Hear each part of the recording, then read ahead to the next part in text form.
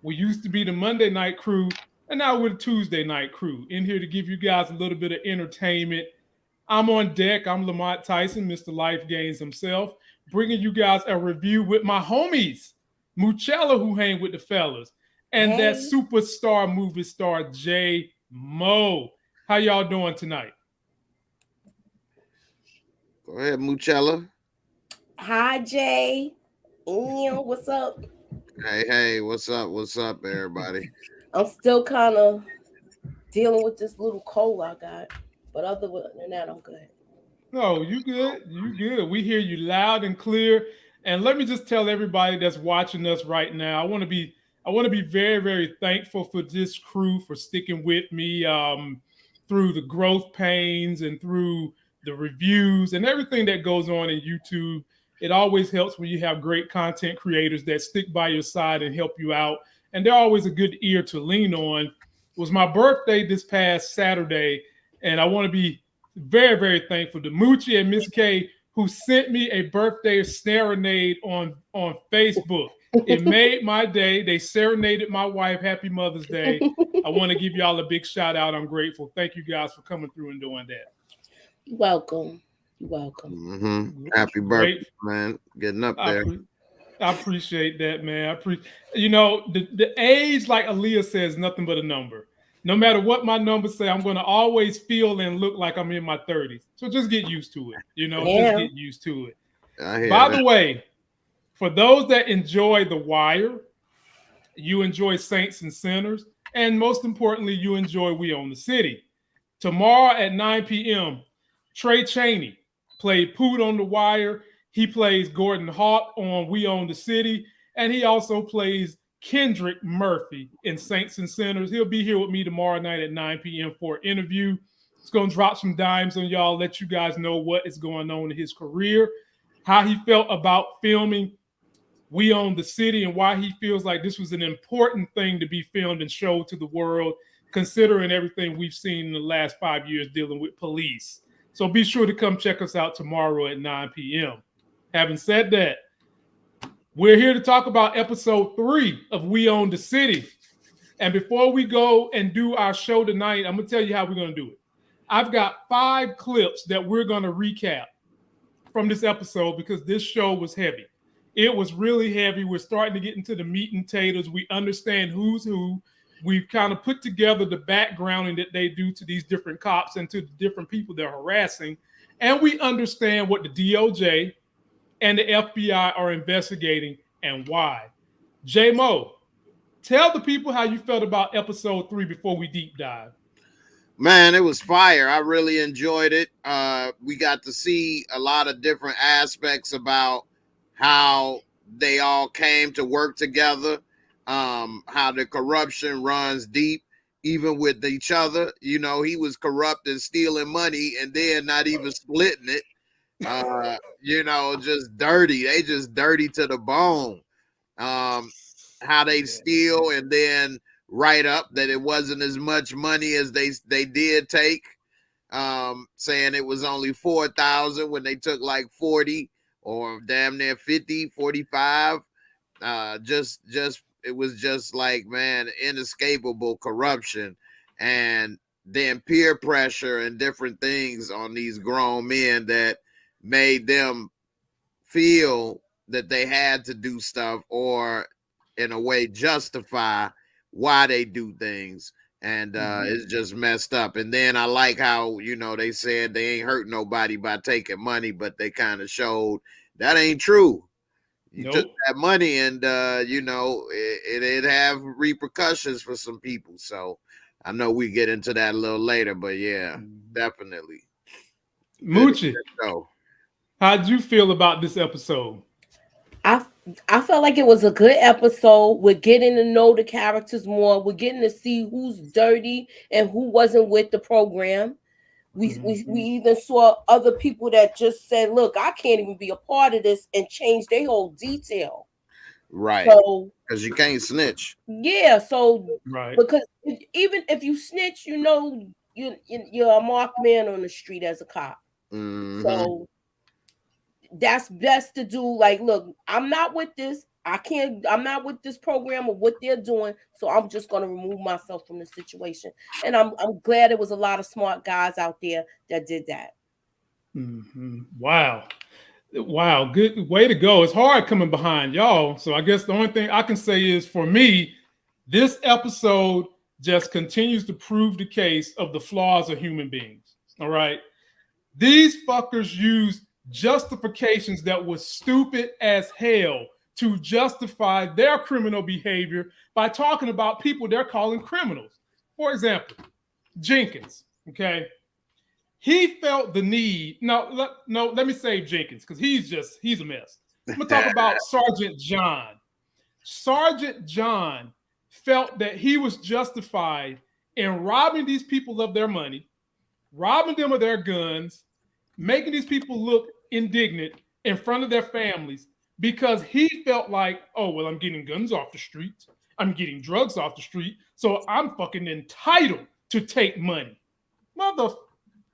Lord have mercy. Well, like law, people will find anything to justify their own chaotic behavior. And the police is no different. There's absolutely no different. I mean, let's just keep this thing real. A lot of police officers in rural areas, not urban, don't have a whole lot of education. You go through whatever academy training you have, there's nothing higher than that, and then they just throw you on the street, and I will admit some chaotic situations. But if you have issues and flaws in your own personality, and now you are someone who has all this power, what the hell you think they're going to do? Literally, what the hell do you think they're going to do? And that's where we're trying to find a defining line with Attorney Steele, trying to figure out who she can trust in this episode and who she can't trust. And right now, I would have to say that police commissioner is on her don't trust list. What do you think, Jay? Uh-oh. Talking about, yeah, he been trying to tell her, yeah, they know my job is on the, gets replaced every year. The mayor that hired me is about to be gone. I want to clean it up, but really ain't much I could do because I don't have enough cops to replace the bad cops. And then some of the bad cops do make arrests. And I think he just caught in a bad situation. He know it. He told her. He said he still want to try to help, but really ain't much he could do because he'll probably be fired when the next mayor come in. So he like, damn, what could I really do? But he not really trying to stop her. He trying to help. I think he's really trying to help because he about to retire or close to his pension, and he ain't really got to put up with this stuff really no more. So he trying to do some right before his time expire. So I think he's probably one of the few she could trust, but I don't think he gonna be able to make a difference. Well, that's what I mean. He could do, yeah. But you made a good point about the crookedness of people, and so I'm wondering, like, do you think that robot police or RoboCops in the future may be an option? If the programming is right, yes. If the program, I mean, we're already seeing they've got specific robots at some concert venues in Europe where I don't know what they're called, kaleidoscopes or whatever these things are called. And they're kind of, I wouldn't say they're patrolling people, but they're monitoring the flow of the crowd. So, I mean, maybe one day we're going to get some visions running around here patrolling people. I definitely could see that happening in the future. Maybe we won't be alive to see it, but I think it can happen. Moochie, are we going to be able to trust the commissioner? I feel like he wants to help, but he doesn't want to be exposed for helping. He's worried about what's going to happen when the mayor is gone, because they always worry about the chain of command and how it will affect their career. So I feel like he's like worried about that. And even if he is towards the end, you still want to go out at that top pay. So that's what's on his mind right now. And he trying his best to thread that needle. Oh yeah. And a good transition from them is this brother right here. he said it best. Let me find that picture because this brother dropped some D knowledge on y'all. This brother right here, the poet, he said it best. He said, politics, yes, he said, politics drains the soul of the righteous people. Damn. Do y'all know who he is? Talk about it, Moochie. He's from the season 3 The Wire, the little kid that was stealing the cars. That's all him. Grown up now. Yeah. Yep. And what he said basically got Miss Steele thinking the way I'm thinking. You probably can't trust the commissioner because he wants to do right, as my man said, but it's politics and it drains the righteousness out of your soul because it's a dirty game. But when we speak about politics, I'm gonna tell you what makes me mad. We know politics is a dirty game. I don't like it when the people who you want to be making policies for you are trying to skirt this line of doing right when the adversary or the adversarial party is doing every Tom, Dick, and Harry crooked, dirty thing to win. Lying to the people, winning, getting violent, hatred people, winning, and the other party is trying to skirt this line. Well, we want to, when they go high, we need to go low and getting your ass kicked. We know it's dirty. Play dirty. Play dirty for the people. The people need you to play dirty and stop this cat and mousing, which is how I feel about homeboy right here. You need to stand up, figure out what your situation is, and help these innocent people. And I think that what's lost on everything, yes, he's in a very tight situation, but these people's out here getting killed at the hands of the cops, and sometimes they're getting killed not because the cops physically do it, but because of a chain of events that the cops put in place that kills them. Exactly. And having said that, let me get into a recap scene so that we can break this thing down, man. Let me go to this scene right here, man. It was a lot of good scene recaps, but this one right here, and this brother Wayne Jenkins. Why is it that every crooked person in American history name is either Lee, Wayne, Jenkins? He got both. Here we go. Yeah, man, he got it all. Here we go. Do me a favor, just wrap things up for us. Going inside the house. What you mean? We live here, man. We not doing nothing. Yo, chill. Hey, my man, did you hear me say you were doing something? We got a lot going on tonight. We need the streets clear, so go inside. Now, still want to talk that fucking shit? Christ, come on. It's enough, Wayne. Christ. Yeah, now it's enough. Come on, look, maybe things, got out of hand, You're an earner and you work your ass off. We are always going to protect you. Problem is you half-ass the paperwork. Always start with the attack. The threat to your safety can never be mentioned enough. And that's just how they do it. Yeah, that's exactly how they do it. They get their story together. They get their story together, and they put it on paper. Yep. And then because they got more credibility than the average person. So, Moochie, I'm gonna start this one with you. That was some bull job if I ever heard it. You beat this boy almost, I'm not gonna say to death, but you beat him pretty bad. He gonna be bruised out? Yeah, you asked him to do something that good and damn well you wouldn't ask no redneck waving a Confederate flag to do, because they'd be trying to go to the local Capitol building and insurrect the fucking Capitol talking about freedom. You tell this boy to go in his house. There ain't no reason he need to go in the house. You give him some cockamamie scheme about why you need to go in the house. And then because you power tripping, you turn that car around, come back, beat him up, knowing he really can't fight you back because you got the weapon.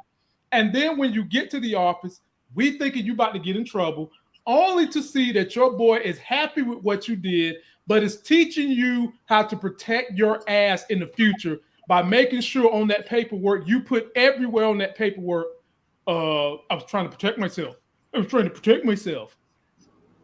come to you first, Moochie, but all I'm going to say is thank God for video cameras. And hell, sometimes that don't even work. No, it doesn't.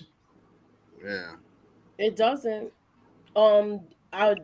With this whole scene, it was very triggering to see him get beat up like that. Right. He got beat up, and beat up for being in front of his own house on his stoop. Who are you to tell me to go inside? Right. If I'm sitting out here not like minding my own business, I just don't get that. And his friend was trying to be like, you know what, just let's go. And when he came back, he was getting ready to go inside, but it was just like he just jumped out and pounced on him. It was just horrible. Yeah. And then Yeah, one thing I think that was messed up.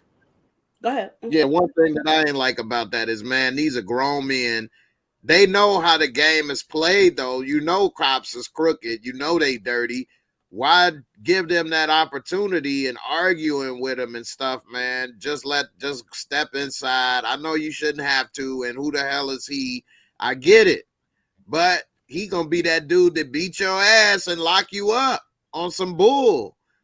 So I'd have rather stepped in for 5-10 minutes, let him leave or something, and then come back. Then it like show like I don't care what you say.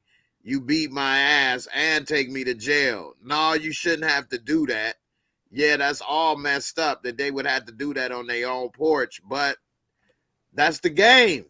You know what I'm saying? And you ain't a kid, you ain't a teenager, so you should already know what you could be dealing with these crooked cops out there. You know, I just would have tried to avoid that. No, you shouldn't have to do that. They was minding their own business on their porch. I get it, but they still caught one. You know what I'm saying? So what would you rather be, in the right with an ass whooping in the police station, trying to go through all these changes and fighting it, or just step inside, let them leave, and then go back and mind your business? You know, it's like Debo. They be trying to be quiet. I be quiet, but when I'll be talking again. Right. Tell him I ain't gonna stop and get your ass whooped. That's a good point, Jay. They wasn't in a position of power. Exactly. 100%, you're right. They was in the weakest position possible. Look like they in the hood. They don't have a reputation, we assume, with anybody that's higher up in the chain of command. If you get your butt whipped, that can make something happen. Right. And Jay is right. You should not have to do this. You shouldn't. Just like people shouldn't be groped for wearing an outfit that's very revealing. But this is the damn reality we live in, and stuff is going to happen, and you have to take precautions on your own. And these brothers not being in a position of any power, not being connected to any authority, not being in a position where they can buck the system, probably would have been best to just go inside. But having said that, when you watch this, ladies and gentlemen, I want you to think about what is it you can do besides just voting to try to turn around this chaotic mess that's going on, because this is a depiction of what not just happened in Baltimore. Imagine how bad this shit is happening in little rural areas. My wife just told me a story today. The Delaware State lacrosse team, and if you don't know who Delaware State is, they are a black HBCU. The girls lacrosse team was driving through rural Georgia. The bus now, the whole bus. And the fucking Barney Fife police pulls them over, says the bus driver was in the wrong lane. He wasn't. And commits to lifting up the thing where they keep all their bags and stuff underneath the bus, and starts going through it, college students now, to find nothing. Harassing these girls, probably thinking that they have weed. The cop even went as far as to say this: well, you know, in Georgia, we ain't got no laws that say you can smoke weed. That's the bull job I'm talking about. And for all you cops out there, because there are some good cops that I know of that have been on the police force for 20 years, never done nothing wrong.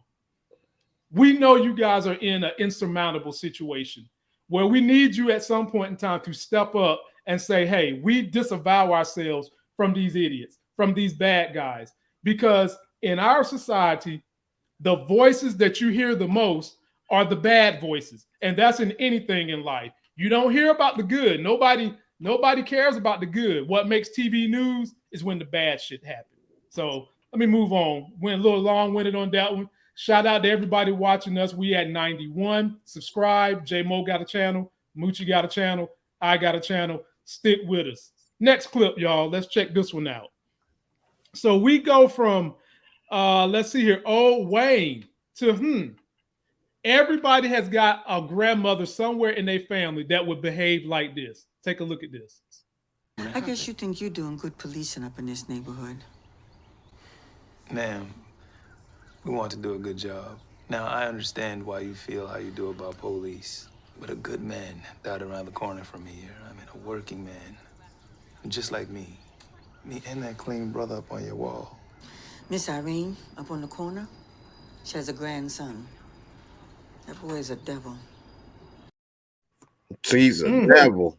Yep, that's the devil. I'm gonna come to you first, Jay. That lady was talking about Tay. He's the damn devil. And what stood out to me, Jay, was how Suter was able to win her trust by simply talking about her husband, who was ex-armed forces just like he was, and that was able to get her to budge a little bit. Talk about that situation, Jay, because my grandma was the same way. I ain't seen nothing, don't do nothing, stay out of it, not because she didn't want to help the people who had been harmed, but because she was afraid of the police more than she was of the assailants. Talk about it, Jay. Yeah, not only that, but also, like she said in that scene, I live here. So you guys can come and go. I gotta be here. If they know where I'm at and I'm running my mouth, they may kick in my door. Basically, they could throw something through my windows. They could shoot me next. That's you know, right. and she a little old lady. What can she do? So you know, that's another reason why people don't talk. Because if you all don't go and make this arrest and put these people away, they're gonna come right back to where I am because I can't go nowhere. I live here. And come after me for running my mouth, which then puts the fear in other people in the neighborhood not to say nothing in the future, you know. And he was smart into saying like that brother on the wall, because then that relate to her and brought back memories of that person. And he's saying, hey, that I'm trying to do like that person that was killed was trying to do good. And how would you have felt if the person on the wall was taken out in that manner? You would want some help. And so, you know, you got to kind of show that we human too, that we actually care. Right. And when she was later creeping out that door and saw him making the arrest, she was happy to see, okay, he did the follow-up. He did his job. And so, you know, that made a big difference. He put the pressure on old girl, which I still don't understand women and these bad boy mentality, why women love these crazy bad boys, man. I mean, she over here trying to go give dudes some loving or whatever, and this dude over here is a devil.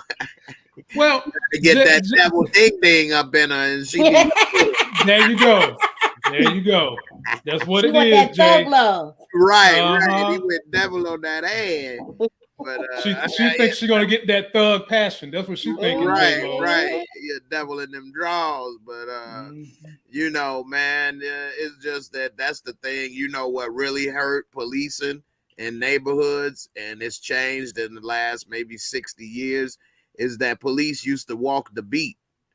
And they got to know the neighborhood. They got to know the residents. People saw them walking around. And once policing became getting in the car, they no longer had contact with the community on a daily basis, saying hi, bye, talking, conversations. They only became like responders to incidents, which then you don't know these people in the neighborhood. You don't see these people in the neighborhood. You don't have any connections where people be like, oh, that's Lamont. They don't say, oh, look at this cop punk my here. They telling you shit. They be like, oh, hey, Lamont, come here, man. Hey, such over here doing this and that, man. Hey, you know how it is. We trying to be cool out here. And there he is. Da da da da da. You'll know the problem people in the neighborhoods when you walk the beat. But they don't have cops walk the beat no more. They should have cops walk the beat. But maybe that's old school, man. I don't know. They got cops responding so many things.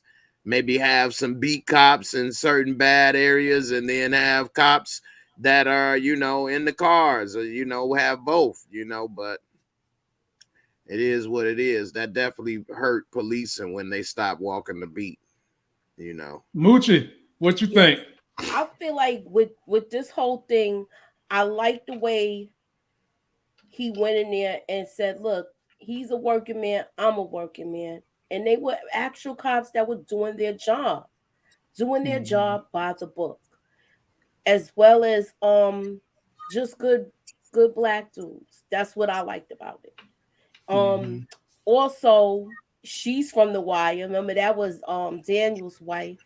And Dookie, I like the way you see Dookie all cleaned up. Yeah. So that was I'm just liking the nostalgia of seeing old characters and seeing them portray different parts. Y'all better get with this crew. Moochie be on it. J-Mo be on it. They hitting home runs tonight like Barry Bonds without the steroids. Just knocking them all out the My park. head is getting bigger though. I mean, I don't know, man. Your cheeks is big and rosy. Moochie, you ain't trying to say J-Mo on that Jesse Williams. Is we gonna find a naked picture of him somewhere? I don't even know what he was on. I missed that story. Oh boy, it's out Who's there. Jesse Williams? The actor? The actor Jesse. Well, y'all didn't hear about that? No. What happened? Oh Lord. So a new picture of him came out from when he was doing his Broadway days, and it had the women running, taking a cover, saying that they don't want no elephant trunk in their hoo-ha. Woo-hoo! He was excited doing that. He got the real big magic stick. And then they said, they also tried to say that it was soft. Soft. He had a soft elephant trunk. Yeah, it wasn't hard yet. They tried to say it was an elephant. It was an elephant trunk when it was soft. Yeah, that's what they tried to say. So then it was a baby arm when it was hard. They say if you get a baby arm, they say if you get an elephant with the trunk up, that's good luck. Good luck. Yeah, it is. Especially stuff start coming out the end of it. But anyway, I digress. Let me move on, ladies and gentlemen. Well said about the grandma. We understand what situation she's in. And it just takes people sacrificing, not just on the police side, but sometimes in the community, which is a very hard thing to do when you live in that community. Jay made a great point. A lot of things in life come down to relationships. You as an individual are going to go harder for somebody you know versus Johnny come lately that just pulls up at your door. And we've already established policemen are human beings just like anybody else. Even though they're supposed to have this code that's higher than die, they're humans. And if you know a cop, he most likely will take the opportunity to see what your situation is before they try to exert force. So if you guys see some cops in public places, just say, hey, maybe how you doing? You might make them think twice about doing something wrong, or you might make them think about what can I do to better serve the community. Sometimes it's good to talk to them to so they can humanize you and don't see you as a perp. Man, I'm telling you, I done got pulled over a lot and had a lot of run-ins with the police when I was younger. And I'm telling you, man, I got out a lot of them, pretty much every single one of them, by being calm and saying whatever I felt needed to be said in the situation, doing whatever needed to be said. And my main goal is walking away without no problems or charges or tickets or whatever the case may be. And I accomplished that goal, and that's all that matters. You know what I mean? It ain't like a movie where I got to do some lewd acts or something like that. I just got to say the right things. I'm not, what you doing, bro? Well, I got to do this, bro, and all that. Nah, man. Hey, whatever I'm saying, as little as possible and whatever is needed to get the hell out of this. And then I go about my day, you know, and all that arguing and stuff, man, nobody like arguing. And you don't want to go through all that. So, yep, agreed. Well said. Oh boy, we got to go check out my girl, Miss Steele. And ladies and gentlemen, in this clip, she's talking to the head of the labor union, who is also slightly crooked. Somebody once said to me, absolute power corrupts absolutely. And anytime you got any cabal that has a lot of money and power, one or the other or both, there's going to always be some corruption. That's human nature. And it is no different with the guy who was head of the labor union at that time being played by Cousin Benny, ladies and gentlemen, from Power. Take a look at this. And you folks came into town with these preconceived notions, and you're going to act on those, no matter what we tell you. We came to town because the newspaper here reported on all the cash settlements the city had paid out to victims of police misconduct. Could there ever be a moment where a police officer performed their job in such a manner that you would agree with the finding that he or she should be fired for abusive behavior or brutality? Could that ever happen in Baltimore? Certainly. Has it ever happened? We are a labor union, Miss Steele. We are here to support our members. Kept it real. Yeah, I'm gonna come to you, Mooch. That the union backs them up no matter what. Because they get paid by the members' paychecks. Exactly. Which don't make it right. They're not doing the right behavior when you know these cops is effed up. He just basically avoided the question and gave you his answer, saying that whether they do right or wrong, we're here to support them, whether they are right or wrong. He ain't say that, but that's exactly what the hell he's saying. Moochie, you get first crack at this. And might I say, I'm enjoying every second this young lady is on the screen, but then I'll go back to you, Moochie. Yes, I like it too. I like it too because I love the way she articulates herself. And we got her. He was a cop on the wire too. And yeah, he does a lot of work in New York. Yeah, in Baltimore and all of that area. Yeah. So he was good at seeing this, but basically he's letting her know, like, yo, you know, these are our union members, so they have to support their brother. Right. Yeah. So on you, Jay. That was short and sweet.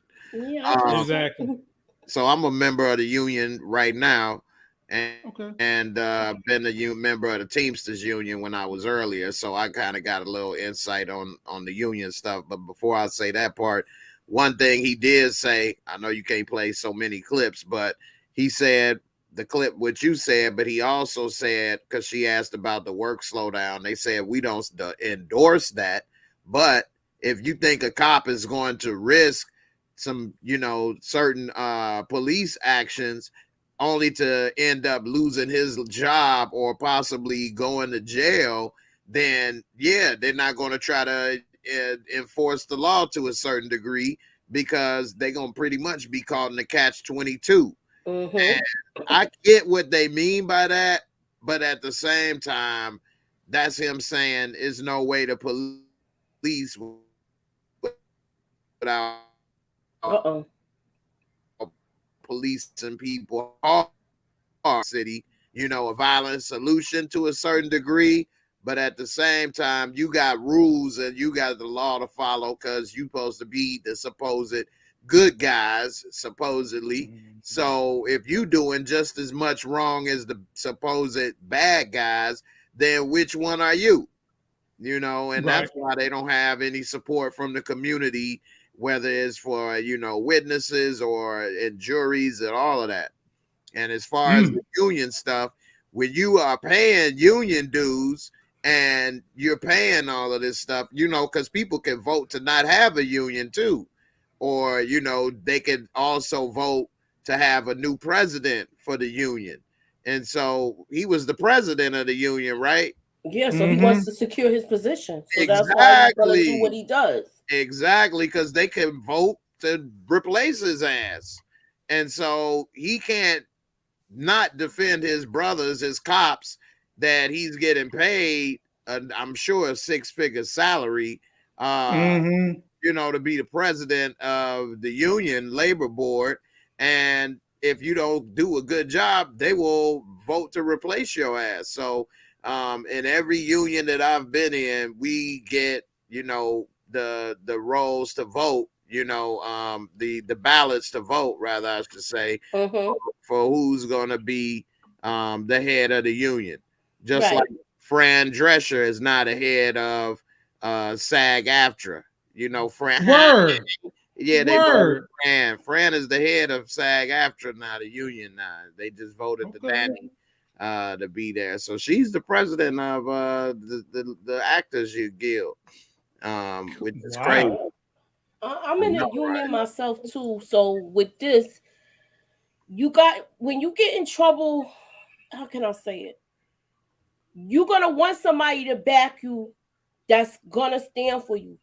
Damn right. They're not gonna condone the slowdowns because we did that with the buses too. When our contract wasn't right. Like they had slowdowns, but they condone it, but they publicly can't. They can't publicly condone it. So what they'll tell you to do is do it the safe way. So if you operate your bus at this, like driving this and at a certain miles per hour, and you're staying on your time points and stuff like that, if something happens, the union is gonna support you. But you know, as far as like we had to deal with a lot of stuff with cameras now too, because now they got them on the buses, around the buses, and everything. So you know, I understand that, and it's certain things they tell us as far as how to conduct ourselves out there in the streets. Yeah, because the first experience I had when I was with the union was at UPS back in '96. And 97, we went on strike. That was the first UPS strike. You know, that's what helped FedEx grow and all of that, because they used to just deliver letters and stuff. And then they started getting packages and things and all of that. But we were part of the Teamsters Union. And that was in Chicago. And Jimmy Hoffa Jr. was running to be the head of the Teamsters. Yeah, and while we was on strike, we had to go to the Teamsters building and like on the north side, like close to downtown, to get our little strike checks. It wasn't it, but like $100 like every 2 weeks. We was like, damn, we need to go back to work. But anyway, they were behind bulletproof glass in there. Like they was in bulletproof glass. It was a marble building and all that, nice. But they was behind bulletproof glass, like hella security. Like they don't play, the Teamsters Union, man. And Jimmy Hoffa Jr. was running for the president of the Teamsters. Wow. I ain't been in that for so long. I ain't kept up with what they do or who's the president now, but yeah. All right. Well said. Ladies and gentlemen, we're going to go to the next clip. By the way, shout out to everybody. Very, very happy that you guys came through. I'm kind of on a break here and there. I'm not doing as much YouTubing as I normally do. I'll get back to my high stream YouTubing probably in June. But I do have an interview tomorrow, and I would love for you guys to come and check out my man, Trey Chaney. He plays in We Own the City. He's Gordon Hart. He also was Poot from The Wire.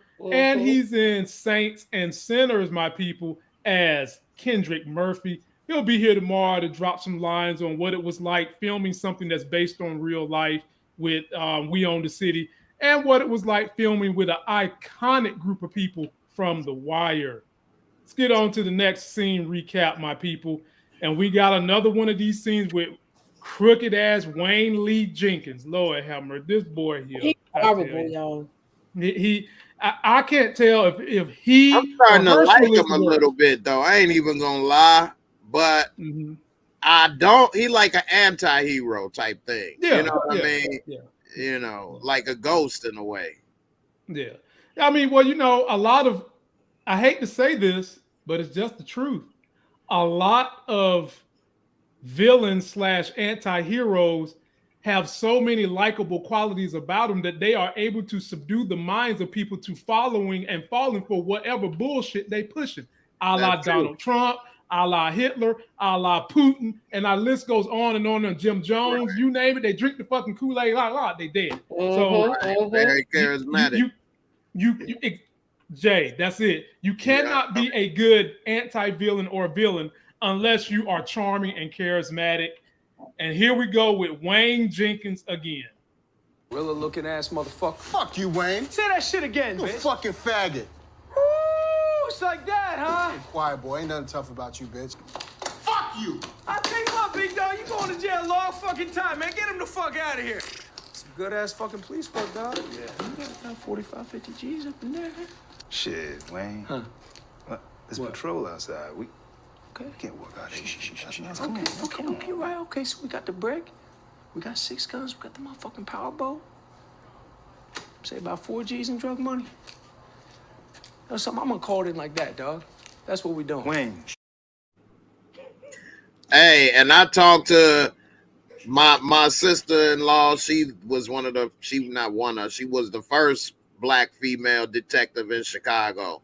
And I was talking to her about this type of stuff going on. And she had a couple stories to share. But to make it quick, I was talking about what do police do when they get this stuff? Like, they're not going to burn the money. They're not going to what? Give it to what? Uncle Sam? She said it go into the police retirement fund. So they going to keep it one way or the other. It's just, are they going to split it with all the cops, or are those few cops on the scene going to take it? You know what I'm saying? So now, see, this is what bothers me. And Jay, I'm going to give this one to you first. This is what bothers me. And people, if you've never been involved in a life of crime or street crime or anything like that, you probably don't know this. Jay knows. It bugs me to no end that if you are doing something deemed illegal, let's say you're selling guns, drugs, let's say you're having illegal gambling tournaments at your house, and the police come and raid your house and take all your cash, you still got to pay fucking taxes on those ill-gotten gains that they just took from you. Like, come on, man.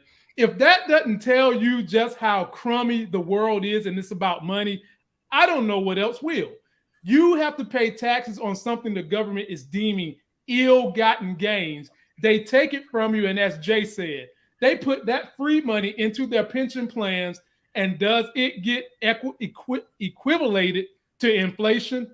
Fuck no, which is a problem. But I digress. I give the floor to you first, Jay. Oh, I didn't know. This one thing that dude should have done, since he already had the car wash business, and since car wash is a cash business, is he shouldn't have had those guns and them drugs next to that cash, because that could have been legitimate profit and legitimate gains from the car wash business. And as long as he's putting it in the right paperwork, who's to say he didn't have a couple good months and he was just saving the money? And that's a perfect. He might have done that. He might have done that, Jay. Exactly. Done that. So, that's why a lot of drug dealers use cash businesses or things like that to launder money. But he shouldn't have had them guns and drugs there. That messed it up. Yeah. What messed it up with him was that desk with the false bottom. That's what messed it up. Not really. If he had, because it was that and what you just said, the desk with the false bottom and the drugs and the money and the guns was in the same spot. Yeah, the brick and the guns, and the guns. Right, because he could keep that cash in that desk with the false bottom and say, hell, I like to leave the cash in my business and I can't just leave it sitting out. People got all kind of safes. You can have whatever or put your money, but the drugs and guns, that was the problem right there. Then it looked like they can say this money was from drug, feeds and this and that, and then he got a case to fight, and that was dumb. And why put everything in one spot anyway? Information also about who got money, who got dirty money too. Right. Yeah. It's somebody that's messing with one of those cops. Yeah. That's feeding G-Money information to black dude. Yeah. G-Money getting fed. G-Money getting fed. I don't know what girl it is because they didn't really show her yet. No, they ain't sure. But I feel like she's going to be exposed probably soon. But Herky Bear knew Wayne. You know what I'm saying? They knew each other. You saw how they was talking. He knew him by name. Yeah, but everybody probably knows him because he's like a dirtbag. Yeah, so I think this was that Lil Kevin. I don't know who Lil Kevin is. From The Wire. Oh, okay.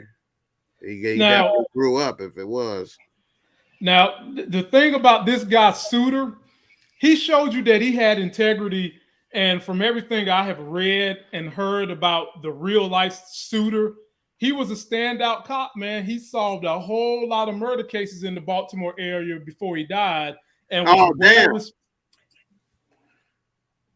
I didn't know he died. I ain't know that either. Damn, you just dropped the Damn, Damn. Well, y'all. Well, he might not die on the show. That's true. We don't know when they're gonna cut the show off. I'm talking about real life. It's only 6 episodes. That's because I think it's a test. Oh, you think this is a pilot, like a yes, okay. So 100%. we don't know if it get carried on to the next series. Okay. Yeah, I think so. All right, we're gonna go. So. It's not, and you know what? It's not a lot of people watching it either right now, and they missing out. Not they really yet. are. They are missing people out. Don't want to pay attention to details and stuff. Right. Well, that's what they use us for. Yeah. Well, it's not getting enough publicity. Yeah. All right. No, Here's the last just clip. saying it ain't getting enough publicity. Yep. Here's the last clip. Sorry about that. Shout out to the homie Monique. Subscribe to her, y'all, on IG and her YouTube channel. Ladies and gentlemen, just because he died in real life does not mean they're gonna make him die on the show. Okay. Clean it up. You can't clean the floor with dirty water, Lamont. Yes, I can. Yes, I can. Yes, the hell I can. Abraham Lincoln got another documentary coming out. Y'all know what the hell happened to him, right? Oh, Abraham Lincoln. Now C-Mac messed it. He just Wait a minute. I can't show it. I can't show it, y'all. I appreciate the super chat, C-Mac. I appreciate it. But I ain't gonna show it just to see how they play it out. So we're gonna move on before we breach any more confidentiality clauses on my live stream tonight. Here we go. Check this one out with Sergeant John. Here we go. Decorated police officer. Hero cop, huh? Taking some money? Okay, yeah, maybe. But I did my job. I brought guns and drugs off these streets. You never hurt anyone? Fuck no. What about Devon Robinson? Who? The young father that you took $10,000 from. The raid on Kentmore Road. Supplement reports say no money seized, but we know different. Those kind of street debts don't get forgiven.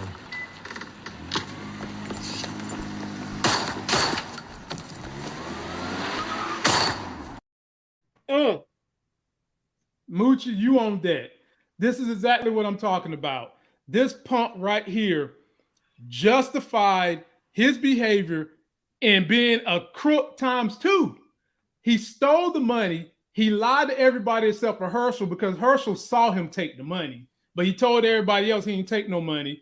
A wise man once told me, Moochie, once a crook, always a crook. How can you trust a crook? And you got 4 crooks riding with each other and they supposed to trust each other? No.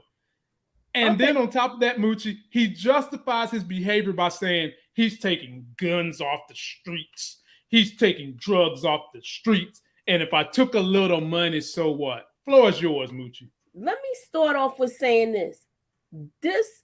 He's a sergeant, right? Yep, Sergeant John. He put his crew together so he knew who had sticky fingers. Mm-hmm. He took the cream of the crop of the thieves and put them all together where he knew they wasn't going to rat on each other. Everybody was going to have each other's back. And he was stealing and not letting them know when he was doing it. Exactly. Yeah, he was dirtier than dirty. He was dirty. Look at him. Look at him. All of my man ain't a lot of money. I mean, but it is to a supplier. I'm not talking like, about look, that you ain't got my money, you don't got my re-up. What's up? No, I'm not talking about them. I'm talking about as a cop, 10 grand ain't enough for me to risk going to jail and losing my career over. Well, Jay, you gotta think, if he's doing this type of behavior 2-3 times a week, that's 30 grand a week. You know he ain't stopping with just one. You robbing drug dealers, so are they really saying anything? Right. No, they can't. Right. Look how long it was before they caught them. Exactly. They was rocking out for a couple of years. They went back all the way to like 2006. This picture right here was 2006 when Suda was working with Wayne. Yep. That's true. That's a good point. I wasn't thinking about it like that. But if you're getting that 2-3 times a week, yeah, that's extra 20,000-30,000 in cash. You know, that adds up. He might not even using his paycheck. Jay, you done made your police salary in half a month if you rob somebody 4 times and get 10 grand. That's your police salary. Yeah. Yep. Even if they was making 60 grand, they still. We didn't even get to it if they robbing little small businesses and hitting them up every week for money. Well, that's what Wayne just did right here. He hit my man up for 50 G's. That's his police salary. I wouldn't count them as you're right. They are a small business, but dude was dirty. But I get what you're saying, though. But yeah. I didn't even think of the guy at the car wash. But since you said it, Jay, you know, you do make a good point. That's a good point, Jay. Yeah, speak on it, Jay. I mean, they over here hurting these people, man. But at the same time, like Moochie said, what can the drug dealers do? They can't go and say, you know, the cops stole my drug money. Where they messed up is when they took that dude's equity from his home in the last episode. And then when they took this dude re-up money, like you say, the chain of events, like we alluded to earlier, cost him his life. And this cop, he didn't realize that the effects that they were having. They thought, well, this is their money because he got it. Not realizing that was his re-up. And then he realized because all of the other people snitched on his ass because he didn't share the money with him. So they like, yeah, he took that 10 G's, man. We ain't had nothing to do with that. So he felt stupid right there because now you was greedy and you took all that money and none of your partners had your back on that one because you was greedy. And but I don't think his partners, like his crew, knows for sure that he stole the money. They just was like, it wasn't me. And I believe they was asking everybody to see their reaction, and his reaction told it all. When he said Herschel knew. I think Herschel knew. I don't think G Money or Rayum knew, but I think Herschel knew.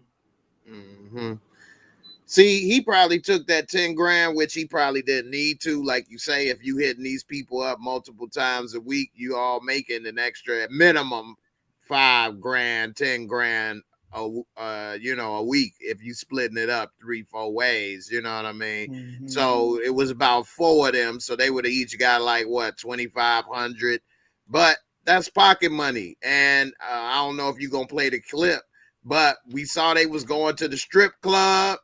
He was buying. Let me show you that. Let me show you that right there, He was Jay. getting it in the champagne room, and he liked chocolate. Damn right, and I didn't like that actually. I ain't like that though, cause like he was getting it in the champagne room, and he liked some chocolate. I felt really offended though, like you hurting this community. You kind of oppressing these people in a way, but then you want they women to dance for you and all this and that, talking about some I'll leave my wife for her and fuck the police. Like, man, what? Jay, this is nothing but the history of white supremacy in this nation. They hate you, but they want to F your women. Okay? They don't like you, but they want to screw your women and their children. That's white supremacy 101. It has been like that from ever since they got off that damn boat in Europe and them Indians smelt that wet chicken. They've been screwing everybody that they claim they don't like, women, forever. And in some cases, screwing the men too. And they want to sneak out in that bun and dip in the chocolate. Hey, that chocolate did look pretty tasty, though. I ain't gonna lie. Yes. They had the chocolate getting wet in the shower and everything. I'm like, and she had hoop earrings the size of my damn microphone that was encrusted in diamonds. Boy, I was like, whoa. Bro, I ain't even put mine on today. Yo, pop filter. I got this on my mic right here. I ain't even put my earrings on today. Moochie talk about the real earrings. Them door knockers. I ain't put on my door knockers. Look at you with the tongue over here. Oh, Lord. Shout out to the people in the comments, man. We got 101. By the way, you guys want to come back for the interview tomorrow that I'll be doing with Trey Chaney, but also come back Thursday. It's going to be everything what's going on in the world roundtable discussion with the living legend Larry. Whatever's hot in the news, we're going to talk about it, and we're going to talk about a little tech on Thursday, 9 p.m. Eastern. Be here, be sharp. Let me conclude this thing by saying to you guys, they're doing this story based on the real life situations of what happened. Mm-hmm. And I'll ask you first, Jay, do you want to see them continue this story into seasons, or would you be happy if they ended it at episode 6? Because right now it's just a 6-episode miniseries. Talk to me about what you would like to see as the future of them telling a story of real life events. Yeah, so I think they will need more episodes, considering that it's a lot of story left to wrap up in just 3 episodes. Okay. And since it is a true story, you know, reality is always a lot better than fiction most times. And some people, I see C Mac over here. I like to talk with C Mac, but he know every little detail of what's going on. I was going to say that too. Yeah, C Mac, I would like to hear from you. But anyway, it would be interesting to see the trial play out. A little more of their background, like they've been going back and forth through their timeline, seeing all the way up to what happens to all of them and maybe the ripple effects of today. But John Bernthal is probably the only one that has a lot of projects, and Hippolyta that maybe can't go for multiple seasons. But right. He has done TV shows before, so who knows? He was doing The Punisher, and he wanted to keep doing it. He coming back. Yeah, he so coming back. Yeah, they are bringing The Punisher back. Yep. See what I mean? So who knows? But then again, like I say, he's a busy actor. You know, he's pretty much an A-list actor. He's worked his way up to being an A-list actor, and that King Richard, even though he didn't have the biggest role, he was he still had a big role in that movie. And Jay, let me ask you something. Let me ask you and Moochie something. When we get to the final episode, if C Mac wanted to join us so that he can drop us that inner city knowledge, would y'all be okay with C Mac joining us? Oh yeah, no doubt. Yeah, that's why I was just saying C Mac. No doubt, because he dropping some gems tonight. C Mac on the finale episode, brother. Be ready. You on deck. Go ahead and get your pitching arm ready, because we want to get the inside. My bad, Jay. Go ahead and finish what you're saying. Yeah, I see. He said it could be more seasons if they include the mayors. Yeah, that's why I say this could go deep.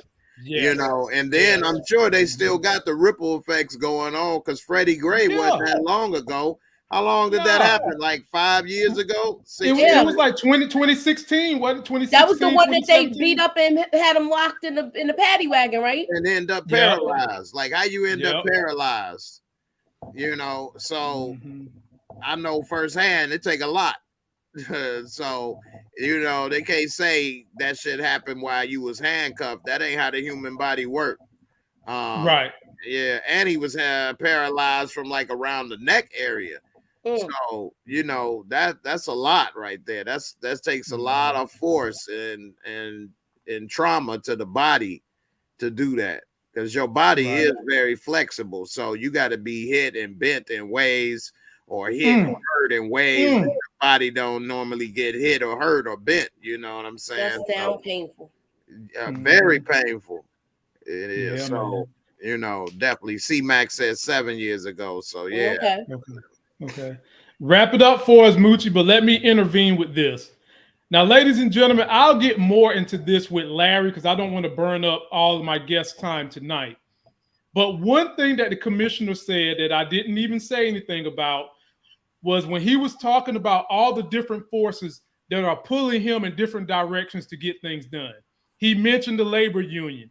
He mentioned his disgruntled cops. He mentioned the DOJ, and he was fine with them doing their decree. But did you guys catch how he also mentioned the wealthy donors and venture capitalists building shit in downtown? Now, this is what I've always said, and I'll get into it with Larry, and I'll let Moochie have the last word. They always make the face of crime the inner city black person. Yep. That's the face of crime. Yep. But here's the problem. Scary. Who the hell you think is supplying the guns, supplying the drugs, and who the hell you think is getting away with white collar crime that destroys more families than one dude who shoots somebody in the face over $10? Yep. That's one family.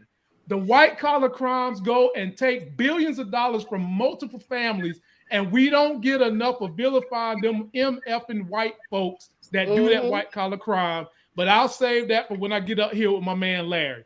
Moochie, last word is yours. I feel like with this whole thing, I want to see. I would like to see more of it. It's making me want to read the book. Okay. Because it is based on a book, and I want to see who the actual characters are. So that's what I want to do. I want to do my digging with that. Okay. You got it, Moochie. Well, ladies and gentlemen, I might get some answers tomorrow from this brother about what he had to do to prepare for this role, the studying, and all the things he had to do to get ready to perform in something that's this heavy. So come back tomorrow at 9 p.m. I'll be here. You might see Moochie pop in with a question if she's not busy. Y'all know how Moochie get down with the crew, and you know J Mo will be back next week. I'll be going tonight too about my Real Talk Tuesdays.